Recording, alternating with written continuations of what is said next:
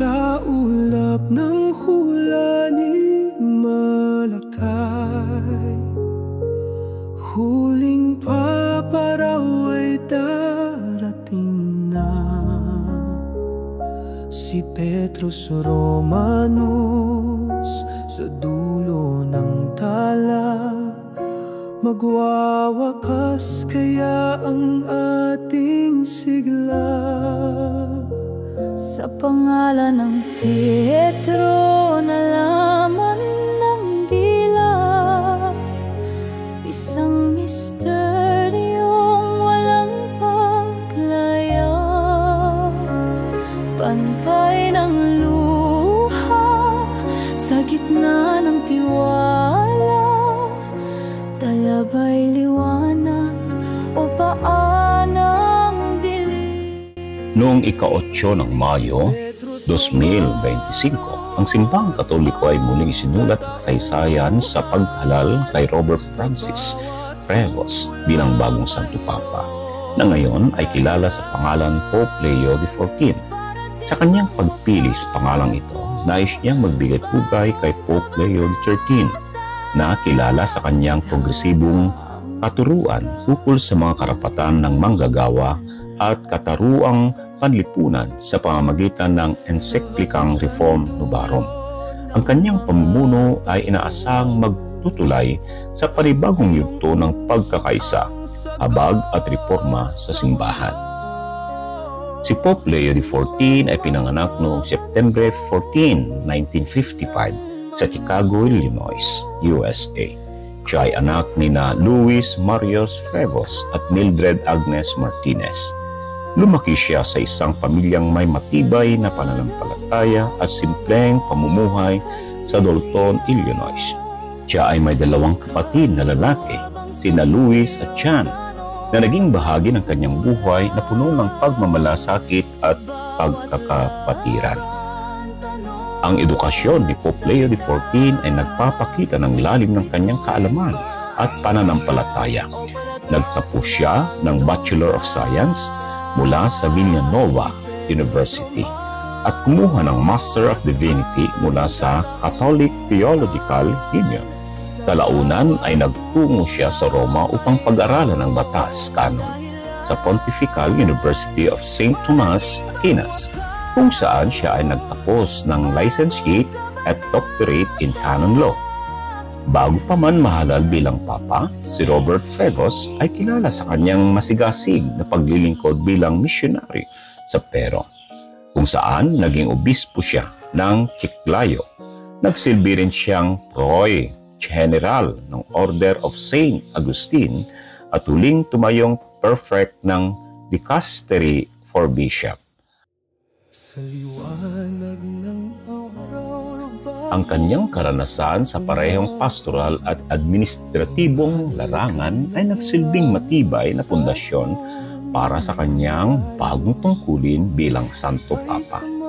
Isang mamayang Amerikano at Peruano, dala niya ang pananaw ng isang lider na may malawak na karanasan sa iba't ibang kultura.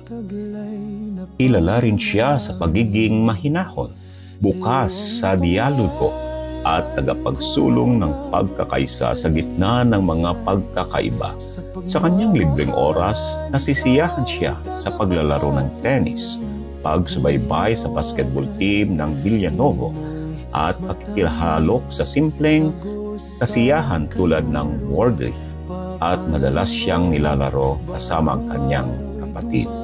Sa kabuuan, si Pope Leo XIV ay isang leader na taglay ang karunungan ng isang scholar, ang puso ng isang misyonero, ang pananampalatayang nakaugat sa kababaang loob at malasakit.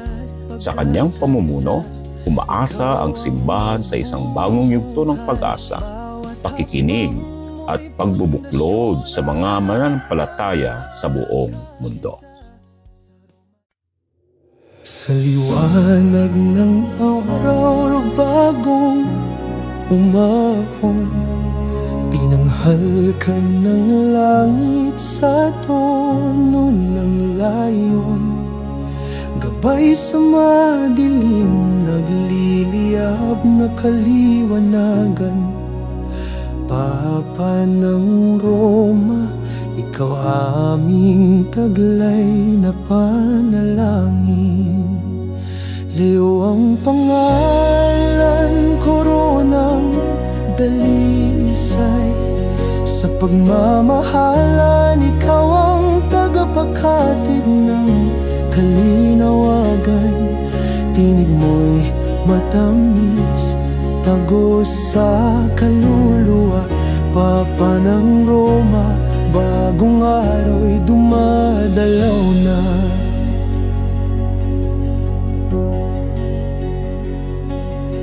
Mga aral mo'y pilak, daluyong ng dangal, pag-ibig at pagkakaisa. Ikaw ang magbubukal, bawat hakbang mo'y pundasyon ng pagkakaisa.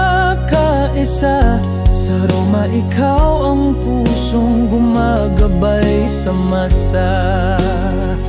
Leo ang pangalan, koronang dalisay.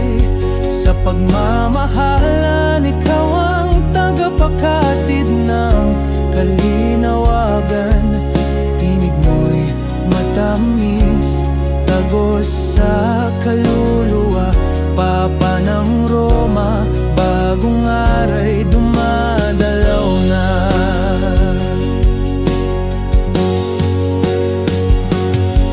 Sa iyong pagtayo sa altar ng bagong simula, bawat luhay natutuyo, bawat sakit nawawaglit na. Sa bawat salita mo'y dumarating ang pag-asa.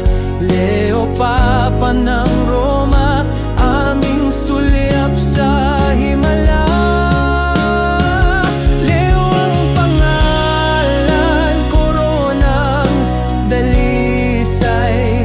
Sa pagmamahalan, ikaw ang tagapaghatid ng kalinawagan.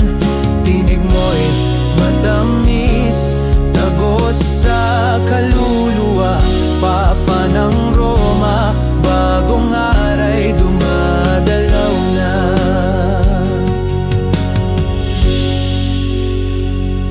Sa pag-ikot ng mundo, sa ilaw ng buwan, panalangin namin dalit sa'yo. Bumabagtas pag-ibig mo, Papa. Siyang aming tanglaw, ikaw ang haliging di magigiba kailanman.